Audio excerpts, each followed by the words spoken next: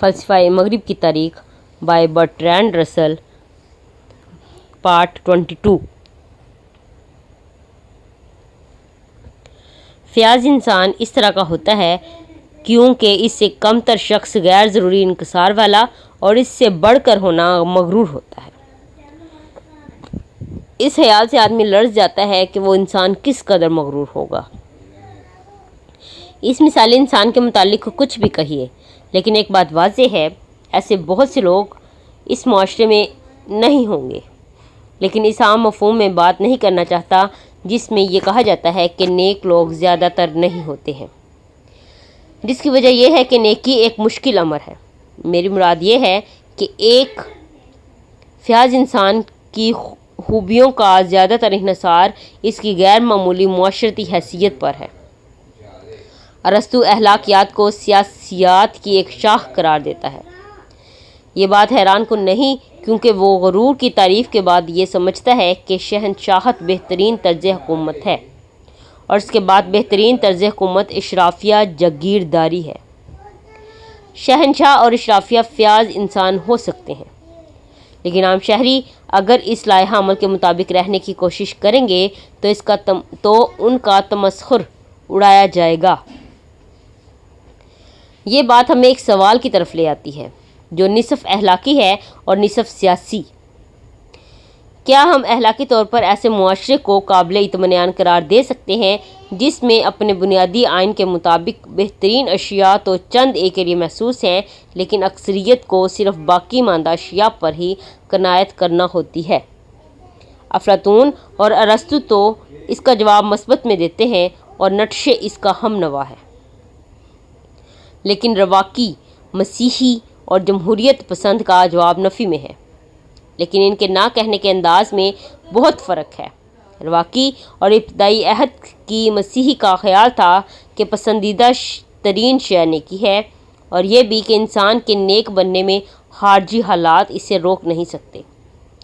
इसलिए किसी मुआशरती निज़ाम की तलाश की ज़रूरत नहीं, क्योंकि मुआशरती बेइंसाफ़ी सिर्फ गैर ज़रूरी मामलात को मुतासिर करती है।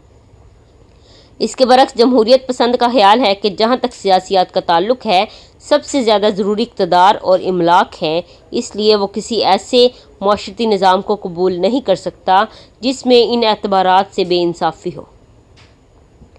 रवाकी और मसीही नेकी का तसव्वुर अरस्तू के नेकी के तसव्वुर से मुख्तलिफ है, क्योंकि इसके मुताबिक नेकी गुलाम के लिए भी इसी तरह मुमकिन है जैसी कि आका के लिए।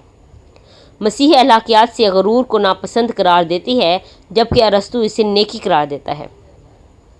मसीही अज्ज़ो इनकसार की तारीफ़ करता है, मगर अरस्तू इसे बदी समझता है। अकली फ़ज़ाइल जिन्हें अफलातून और अरस्तू बाकी सबसे ज़्यादा अहम करार देते हैं, इन्हें फ़हरिस्त से खारिज करना पड़ेगा ताकि गरीब और मुनकसिर मिजाज लोग भी इसी तरह नेक बन सकें जैसे कि हर और कोई बन सकता है। पापाए आज़म ग्रीगरी ने मजहबी लिहाज से ग्रामर की तालीम देने की मुलामत की। अरस्तू का ये नज़रिया कि आला तरीन फजीलत महज चंद एक के लिए महसूस है, मुंतकी तौर पर अहलाकियात का सियासियात के ताबे होने से मरबूत है।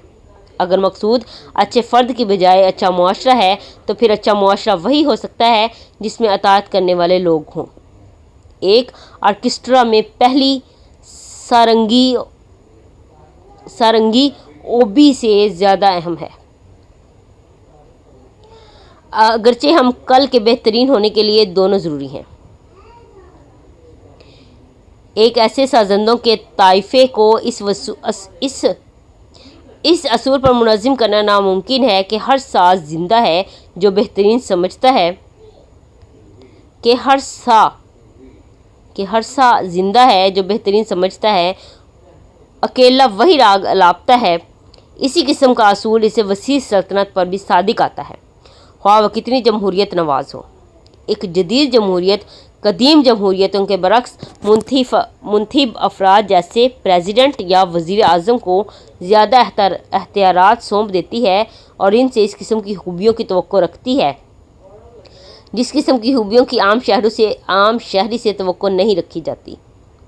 एक जमहूरियत में ऐसे सदर की तवक्को नहीं की जा सकती जैसे कि अरस्तू का फ़याज़ इंसान है, लेकिन फिर भी इससे आम शहरी से मुख्तलिफ होने की तवक्को ज़रूर रखी जाती है और इससे इन खूबियों की ज़रूर तवक्को रखी जाती है जो इसके मनसब को ज़ेब देती हों। ये खसूसी खूबियाँ शायद अहलाकी ख्याल ना की जाती हों, लेकिन यही वजह है कि हम इसमें सिफ्त को अरस्तु के मफ़हूम की बनिस्बत एक महदूद मफ़हूम में इस्तेमाल करते हैं। मसीही अतकादात के नतीजे में अहलाकी और दूसरी खूबियों के दरमियान फ़र्क इस कदर ज़्यादा बढ़ गया है जिस कदर इनके दरमियान अरस्तु के ज़माने में नहीं था। इंसान में ये वसफ़ भी है कि वो एक बड़ा शायर, मौसीकार या मुसव्विर हो सकता है, लेकिन यह अहलाकी वसफ़ नहीं है। ऐसे मेलानात रखने की बिना पर हम इसे ज़्यादा नेक नहीं समझते हैं या इससे जन्नत जाने का ज़्यादा अहल ख्याल नहीं करते हैं। अहलाकी वसफ़ का ताल्लुक़ सिर्फ़ इरादी अमाल से होता है, जिससे मुराद अमल के मुमकिन रास्तों में से सही राह का इंतखाब करना। मुझे ये इल्ज़ाम नहीं देना चाहिए कि मैंने कोई ओपेरा तरतीब नहीं दिया, क्योंकि मुझे ये इल्म नहीं है कि इसे किस तरह किया जाता है। रवायती नज़रिया ये है कि जब किसी के लिए दो रास्ते मुमकिन हों तो ज़मीर इस बात की रहनुमाई करता है कि कौन सी राह इख्तियार करनी चाहिए और इसके अलावा दूसरी राह इख्तियार करना गुनाह है। बेशतर नेकी नाम होता है किसी मस्बत अमल की बजाय गुनाह से इज्तनाब का। किसी गैर तालीम याफ्ता शख्स की बजाय एक तालीम याफ्ता शख्स से या एक अहमक शख्स की बजाय एक होशियार आदमी से अहलाकी तौर पर बेहतर होने में कोई माकूलियत नज़र नहीं आती। यूँ माशरती अहमियत की बड़ी खूबियाँ बेशतर तादाद में अहलाकियात के दायरे से बाहर निकल जाती हैं। ज़ुबान के जदीद इस्तेमाल में गैर अहलाकी इसमें सिफ्त की बनिस्बत बहुत महदूद मानवियत रखता है। कम हिम्मत होना नापसंदीदा है, लेकिन गैर अहलाकी नहीं। ताहम मुतअद्दिद जदीद फ़लसफ़ियों ने अहलाकियात के इस नज़रिए को कबूल नहीं किया है। वो ये सोचते हैं कि पहले खैर की तारीफ़ करनी चाहिए और इसके बाद ये कहना चाहिए कि हमारे अमाल ऐसे होने चाहिए जिनसे इस खैर का हसूल हो सके। ये नुक्ता नज़र अरस्तु के ज़ाविया निगाह की मानिंद है, जो ये कहता है कि मुसर्रत ही खैर है। ये सच है कि आला तरीन मुसर्रत सिर्फ फ़लसफ़ी ही के लिए है, लेकिन अरस्तु के ख्याल में ये एतराज़ नज़रिए पर नहीं है। अहलाकियात नज़रियात को दो हिस्सों में तकसीम कर सकता है। एक के नज़दीक नेकी मकसूद है और दूसरे के मुताबिक नेकी ज़रिया है। मजमूई तौर पर अरस्तु इस नज़रिए का कायल है कि फ़ज़ाइल किसी मकसद का ज़रिया होते हैं। इस मकसद का नाम मुसर्रत है। मकसद वो है जो हम चाहते हैं और ज़रिया वो है जिसके मुतालिक हम सोचते हैं और इसका इंतखाब करते हैं। ज़रिए से मुतालिक हमारे अमाल हमारा अपना इंतखाब और रज़ाकाराना होने चाहिए। यूँ फ़ज़ाइल के अमल का ताल्लुक़ ज़रिए से है 11-13 बी। लेकिन फ़जीलत या नेकी का एक और भी मफ़हूम है जिसमें नेकी अमल के मकासद में शामिल है। एक मुकम्मल ज़िंदगी में नेकी के मुताबिक रूह का अमल इंसानी खैर है 1098। मेरे ख्याल में वो ये कहना चाहता है कि अक़ली फ़ज़ाइल मकसूद हैं जबकि अमली फ़ज़ाइल महज़ ज़रिया है। मसीही माहिरीन अहलाक का ये ख्याल है कि अगरचे नेक अमाल के नताइज अमूमन खैर होते हैं, लेकिन वो इस कदर खैर नहीं होते जिस कदर के नेक अमाल खुद होते हैं। इनकी कदर खुद ही इनके हवाले से करनी चाहिए और इनके नताइज के हवाले से नहीं। इसके बरक्स जो खुशी को ख्याल करते हैं वो फ़ज़ाइल को महज ज़राए समझते हैं। नेकी को खैर करार देने के अलावा खैर की किसी भी और तारीफ़ के वही नताइज होंगे कि फ़ज़ाइल अपने सिवा किसी और खैर का ज़रिए होते हैं। जैसा इससे पहले कहा गया है, अरस्तु ज़्यादातर इसी ख्याल का हामिल है, अगरचे वो मुकम्मल तौर पर इनसे मुत्तफ़िक नहीं है, जो ये समझते हैं कि अहलाकियात का पहला काम ये है कि वो खैर की तारीफ़ करे और ये कि नेकी की तारीफ़ इबारत है इस अमल से जिसका नतीजा खैर हो। अहलाकियात और सियासियात के बाहमी ताल्लुक़ से एक बड़ी अहमियत का अहलाकी सवाल पैदा होता है। ये तस्लीम कि सही अमल जिसका मकसद खैर होना चाहिए वो खैर तमाम कौम या तमाम नूए इंसानी के लिए खैर है। लेकिन क्या ये माशरती खैर इन तमाम अशिया का मजमूआ है जिससे तमाम अफराद लुत्फ़ अंदोज़ होते हैं, या ये कोई ऐसी शय है जो सिर्फ़ कुल की मलकियत है और कुल के अज्ज़ा की नहीं। हम इस मसले को इंसानी जिस्म की मुशाबहत से वाज़ेह करते हैं। अमूमी तौर पर खुशियाँ जिस्म के मुख्तलिफ हिस्सों से ताल्लुक़ रखती हैं, लेकिन हम इन्हें एक पूरे इंसान की मलकियत समझते हैं। हम एक अच्छी खुशबू से लुत्फ़अंदोज़ होते हैं, लेकिन हम जानते हैं कि इससे सिर्फ नाक ही लुत्फ़अंदोज़ नहीं हो सकती। इसी मुशाबहत के मुताबिक बाज़ इस बात पर मिसर होते हैं कि जहाँ एक बहुत ही ज़्यादा मुनज़्ज़म मरबूत कौम हो, वहाँ भलाइयाँ कल के लिए होती हैं, लेकिन किसी एक हिस्से के लिए नहीं। वहाँ भलाइयाँ कुल के लिए होती हैं, लेकिन किसी एक हिस्से के लिए नहीं।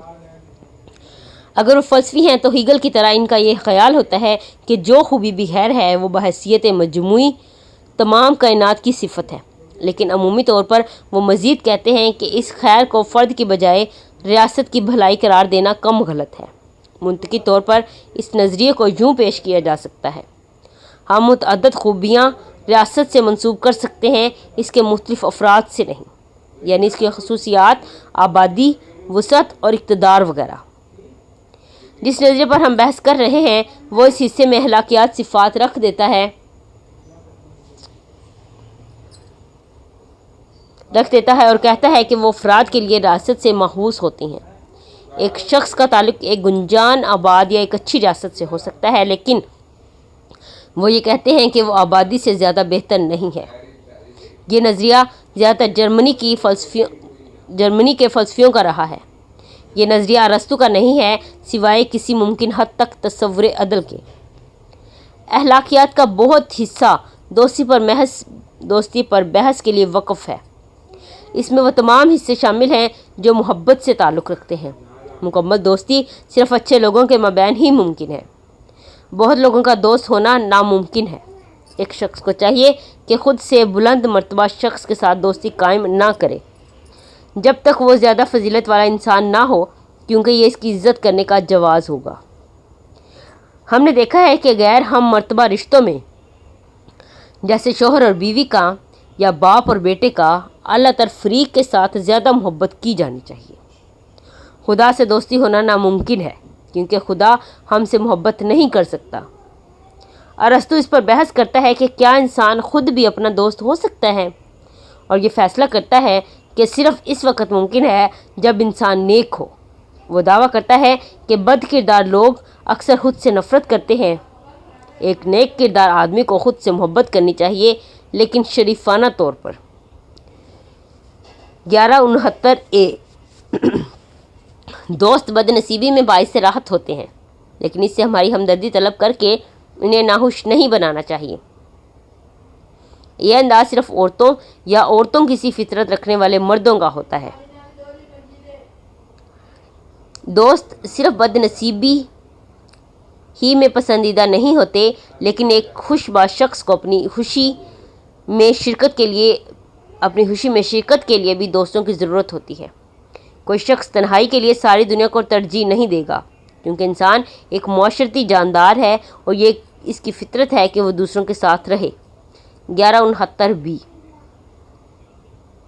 दोस्ती के मुतालिक जो कुछ कहा गया है वो फ़रासत पर मबनी है, लेकिन इसमें एक लफ्ज़ भी ऐसा नहीं है जो फ़हम आमा से बुलंद तर हो। अरस्तु एक बार फिर लज्जत पर बहस करते हुए फ़रासत का सबूत देता है। अफलातून ने लज्जत की तरफ राहबाना रवैया रखा। अरस्तु लज्जत और मुसर्रत में इम्तियाज़ ज़ाहिर करता है, अगरचे इसके ख्याल में लज्जत के बगैर मुसर्रत नहीं हो सकती। लज्जत के बारे में इसके 3 नज़रियात हैं। नंबर 1, वो लज्जत जो कभी अच्छी नहीं होती। नंबर 2, वो लज्जत जो सिर्फ जुज़वी अच्छी होती है मगर बेशतर अच्छी नहीं होती। नंबर 3, और वो लज्जत जो कुछ तो अच्छी होती है लेकिन बेहतरीन नहीं होती। वह सबसे पहली को सख्त नापसंद करता है। इसकी वजह यह है कि तकलीफ़ यकीनन बुरी है, इसलिए लज्जत अच्छी होती है। वो बिल्कुल सही कहता है कि ये कहना बेखुदा बात है कि इंसान शिकंजे में खुश रह सकता है। मुसरत के लिए खारजी खुशनसीबी किसी हद तक बहुत ज़रूरी है। वो इस ख्याल की भी तरदीद करता है कि तमाम लज्जतें जिस्मानी होती हैं। तमाम अशिया में कुछ ना कुछ अलवहियत होती है और इसके लिए इनमें बुलंद लज्जतों की कुछ अहलियत भी होती है। नेक इंसान इस वक्त तक खुश खुरम रहते होते हैं जब तक इन्हें बदनसीबी ना घेर ले। खुदा सिर्फ सादा और एक ही मुसरत से लुत्फ़अंदोज़ होता है। 1152 ता 1154। किताब के बाद के एक हिस्से में अरस्तु लज्जत पर एक और बहस करता है, लेकिन ये पहले हिस्से से मुताबिकत नहीं रखती। यहाँ ये दलाइल दिए गए हैं कि बुरी लज्जतें होती हैं जो अच्छे इंसानों के ख्याल में लज्जतें नहीं होती। 1173 बी, शायद लज्जतें मुख्तलिफ़ किस्म की होती हैं। 1173 बी, और यह कि लज्जतों के अच्छे या बुरे होने का इन्हिसार अच्छे या बुरे अमाल से वाबस्ता है। 1175 बी, बाज़ अशिया ऐसी हैं जो लज्जत से ज़्यादा काबिल कदर हैं। कोई शख्स भी इस बात पर मुतमईन नहीं होगा कि वह बच्चे की अकल के साथ ज़िंदगी बसर करे, ख्वाह ऐसा करना बाइसे लज्जत ही हो। हर जानवर अपने मुनासिब लज्जत का अहल होता है, और जो लज्जत इंसान को ज़ेब देती है वो अकल से वाबस्ता है। ये बहस किताब के सिर्फ इस वाहद नज़रिए की तरफ ले जाती है जो महज फहम आमा नहीं है। मुसरत अबारत है, अमल खैर है, और मुसरत का अमिल मिज़मर है। और बेहतरीन अमल में जिसका नाम तफक्कुर है, जंग या सियासत या किसी और अमली काम पर तफक्कुर काबिल तरजीह है, क्योंकि इससे आसूदगी मिलती है, और आसूदगी मुसरत के लिए ज़रूरी है। अमली फजीलत महज सानवी नौयत की मुसरत देती है। आला तरीन मुसरत अकली अमल में है, और क्योंकि हर किसी और चीज़ के अलावा अक्ल फ़िक्र ही इंसान है। रीज़न इज़ मैन, इंसान कुल्ली तफक्कुर नहीं हो सकता, लेकिन जिस हद तक वह ऐसा कर सकता है वो हयात अलवही में शरीक हो जाता है। जिस अलवही अमल को बाकी तमाम अमाल पर रहमत व कुद्स के हवाले से सबकत हासिल करता है वो यकीनन तफक्कुर है। बाकी तमाम इंसानों की निस्बत फ़लसफ़ी का अमल सबसे ज़्यादा रब्बानी है, और इसलिए वह सबसे ज़्यादा मुसरत से सरशार और बेहतरीन है। वो जो अपने फ़िक्री अमल को जारी रखता है और इसे नशनुमा देता है वो बेहतरीन ज़हनी कैफियत का हामिल और देवताओं का सबसे ज़्यादा महबूब होता है, क्योंकि अगर देवता इंसानी अमाल में कोई दिलचस्पी रखते हैं, जैसा कि इनके मुतालिक ख्याल है कि वह ऐसा करते हैं, तो यही माकूल होगा कि वो इस अमल से खुश हों जो बेहतरीन है और इनके अमल से मुशाबे हों, यानी तफक्कुर, और वह इन्हें ही अजर देते हैं जो इस अमल की सबसे ज़्यादा इज़्ज़त और इस अमल से सबसे ज़्यादा मोहब्बत करते हैं, और इन अशिया की परवाह करते हैं जो इन्हें अजीज़ है, और सिद्क़ो सफ़ा और शरीफाना ज़िंदगी बसर करते हैं। और ये ज़ाहिर है कि ये तमाम औसाफ सबसे ज़्यादा फ़लसफ़ी के होते हैं, इसलिए वो देवताओं को महबूब तरीन होता है। और वो जो ऐसा है, इसी का मुसरत से सरशार होना करीने क़यास है। लिहाजा इस तरह भी किसी और से एक फ़लसफ़ी ज़्यादा खुश होता है। 1179 ए, यह इबारत फ़िल हकीकत अहलाकियात का ख़ात्मा कलाम है। इसके बाद पैराग्राफ आते हैं, इनका ताल्लुक़ सियासियात की तरफ रुजू करना है। आइए अब हम ये फ़ैसला करने के लिए गौर व फ़िक्र करें कि अहलाकियात की क्या खूबियाँ और ख़ामियाँ हैं। जिन मौज़ूआत पर यूनानियों ने गौर व फ़िक्र किया, इसके बरक्स अहलाकियात में तहकीकी इंकशाफ़ात के हवाले से ज़्यादा तरक्की नहीं हुई है। साइंसी मफ़हूम में अहलाकियात के मुतालिक कुछ नहीं जाना जाता है, इसलिए इस बात की कोई वजह नहीं कि अहलाकियात पर कोई कदीम मुकाला किसी एतबार से भी क्यों किसी एक जदीद मुकाले से कमतर हो। जब अरस्तू इल्म-ए-हियत के मुतालिक बात करता है तो हम यकीन से कहते हैं कि वो गलत है, लेकिन जब वह अहलाकियात की बात करता है तो हम किसी मफ़हूम से भी ये नहीं कह सकते कि या वो गलत है या वो सही। अमूमी तौर पर बात करते हुए अरस्तू या किसी और फ़लसफ़ी के अहलाकियात के मुतालिक हम 3 सवालात पूछ सकते हैं। नंबर 1, क्या यह दाखिली तौर पर तवाफ़ुक़ बिलज़ात सेल्फ़ कंसिस्टेंट है।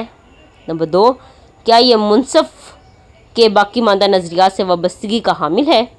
नंबर 3, क्या ये इन दायमी मसाइल का हल पेश करता है जो हमारे अहलाकी जज्बात पैदा करते हैं। अगर पहले या दूसरे सवाल का जवाब नफ़ी में है तो मुतअल्लिक़ा फ़लसफ़ी फ़िक्री गलती का मुर्तकिब है। अगर तीसरे सवाल का जवाब नफ़ी में है तो हमें ये कहने का हक़ नहीं है कि वो गलत है, हमें सिर्फ़ ये कहने का हक़ है कि हम इसे नापसंद करते हैं। आइए हम नकुमिशीन अहलाकियात में पेश किए गए अहलाकी नज़रिए के हवाले से इन तीनों सवालात का बारी बारी जायज़ा लेते हैं। नंबर 1, मजमूई तौर पर किताब में तवाफुक बिलज़ात है, माँ सिवाय चंद एक अहम पहलुओं के इस नज़रिए को बतरीके अहसन पेश किया गया है कि खैर आला मुसर्रत है और मुसर्रत नाम है कामयाब अमल का। ये नज़रिया कि हर फजीलत दो इंतहाओं के मबैन इतदाल की राह है, बड़ी फरासत से तकमील को पहुँचाया गया है, लेकिन ये कम कामयाब है क्योंकि इसका इत्तलाक अक़ली तफक्कुर पर नहीं होता, जिसके मुतालिक हमें ये बताया गया है कि ये बेहतरीन अमल है। ताहम ये कहा जा सकता है कि अतदाल का नज़रिया सिर्फ़ अमली फ़ज़ाइल के मुतालिक ही काबिल अमल है, मगर अक़ली फ़ज़ाइल के मुतालिक नहीं। शायद दूसरा नुक्ता ये है कि एक कानून साज की पोजीशन कुछ गैर वाज़ेह रहती है। इसका मकसूद बच्चों और नौजवान लोगों को इस तरफ माइल करना है कि वो नेक अमाल करने की आदत अपना लें, जिससे वो बिलाहर नेकी में खुशी महसूस करेंगे। यूँ वो कानूनी जबर की ज़रूरत के बगैर ही नेक अमल करने लगेंगे। ये भी मुमकिन है कि शायद कानून साज इसी तरह नौजवान को बुरी आदत हासिल करने की तरफ माइल कर दे। अगर इसे बचना है तो इसके पास भी अफलातूनी मुहाफ़िज़ की दानाई होनी चाहिए।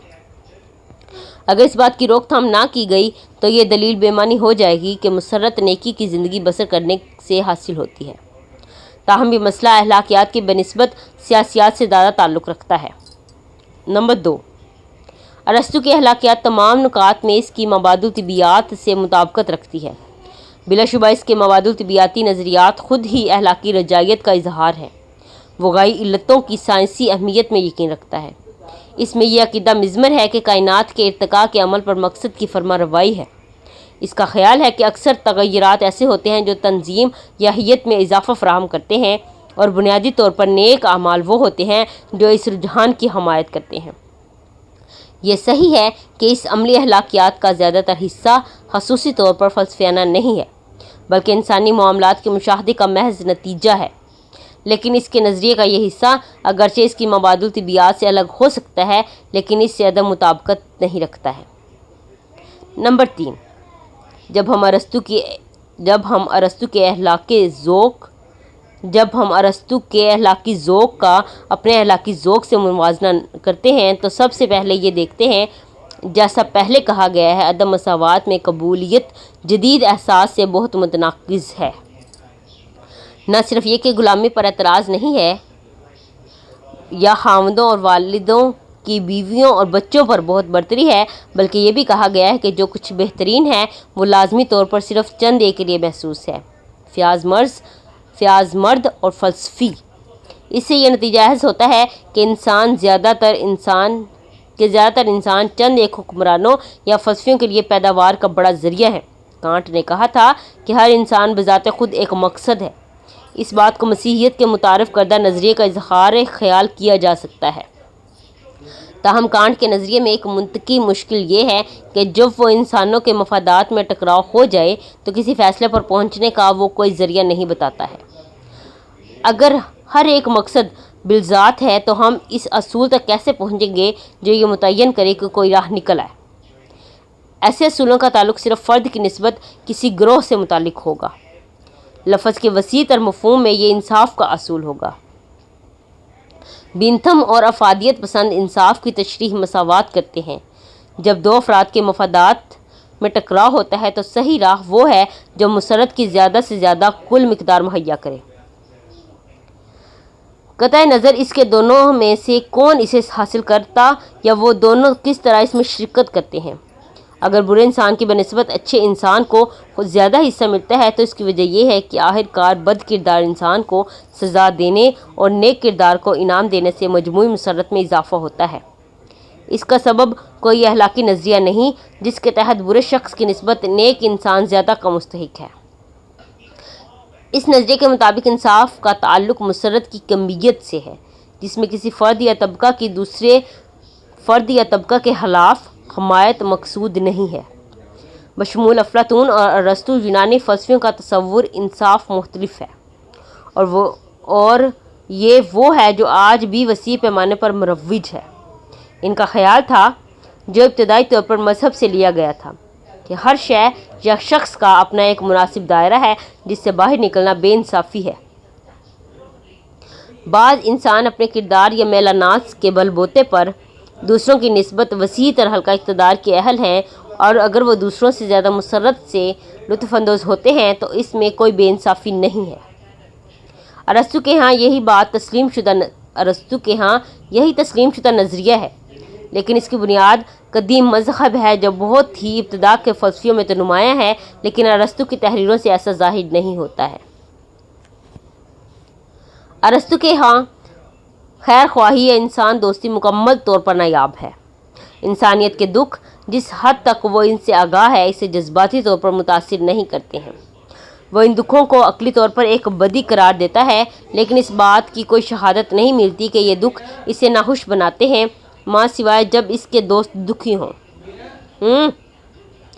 मजमूई लिहाज से पहले फ़लसफ़ियों की निस्बत अरस्तु की अखलाकियात में जज्बात का इफलास है। इसकी इंसानी मसाइल पर सोच में कुछ आसूदगी और बेअतनाई सी पाई जाती है। इसने हर इस बात को फरामोश कर दिया है जो दूसरे इंसानों में शदीद दिलचस्पी महसूस कराती है। इसका दोस्ती का जिक्र भी कुछ नीम गर्म ही है। इसमें कोई ऐसी अलामत नज़र नहीं आती जिससे ये वाज़ेह हो कि ऐसे तजर्बात से भी गुजरा है जिसमें मतानत कायम रखना मुश्किल हो जाता है। मज़ीद ये कि अहलाकी ज़िंदगी के अमीक पहलुओं का बज़ाहिर इससे इल्म ही नहीं है। ये कहा जा सकता है कि इंसानी तजर्बे का वो तमाम दायरा जो मज़हब से ताल्लुक़ रखता है, इसे इसने छोड़ ही दिया है। इसने जो कुछ कहा है वो कमज़ोर जज्बात से ताल्लुक़ रखने वाले आसूदा हाल लोगों के लिए मुफीद है, लेकिन वो इनसे मुताल्लिक़ कुछ नहीं कहता जिन पर रहमान या शैतान गालिब रहता है, या जिनको खारजी बदनसीबियाँ मायूसियों में धकेल देती हैं।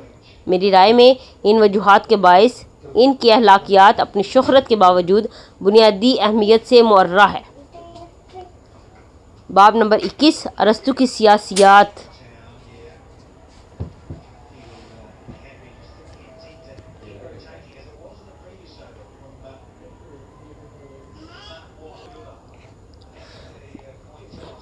अरस्तु की सियासियात दिलचस्प भी है और अहम भी। दिलचस्प इसलिए कि ये इस ज़माने में तालीम याफ्ता यूनानियों के आम तासुबात ज़ाहिर करती है, और हम इसलिए ये मुतअद्दिद ऐसे असूलों का माहिज़ है जो कुरून वस्ता के आहर तक असरअंदाज रहे। मैं नहीं समझता कि आज किसी मुदब्बर के लिए इसमें कोई अमली अफादियत है, लेकिन इसमें ऐसा कसीर मवाद है जो यूनानी दुनिया के मुख्तलिफ हिस्सों में जमातों के दरमियान कशमकश पर रोशनी डालता है। गैर यूनानी रास्तों में हुकूमत के तरीक़ों का ज़्यादा शऊर नहीं है। ये सही है कि इसमें मिस्र, ईरान और कार्थीज के हवाले हैं, लेकिन कार्थीज के मामले के सिवा बाकी सब बराए नाम है। इसमें सिकंदर का जिक्र नहीं है। इसमें कुल्ली तब्दीली की मामूली सी भी आगाही नहीं है जो वह दुनिया में ला रहा था। तमाम बहस शहरी रियासतों से मुताल्लिक है और इनके मुतरव्विक हो जाने से मुताल्लिक कोई पेशबीनी नहीं है। आज़ाद रियासतों में तकसीम होने के बायस यूनानी सियासी तजर्बे की लेबॉर्ट्री था। कुरून वस्ता में इटली की रियासतों के अरूज तक इन तजर्बात में कहीं कोई मुनासबत नहीं मिलती है। जिस तजर्बे की अरस्तु वजाहत करता है वो निस्बतन जदीद दुनिया के लिए कई लिहाज से मौजू है।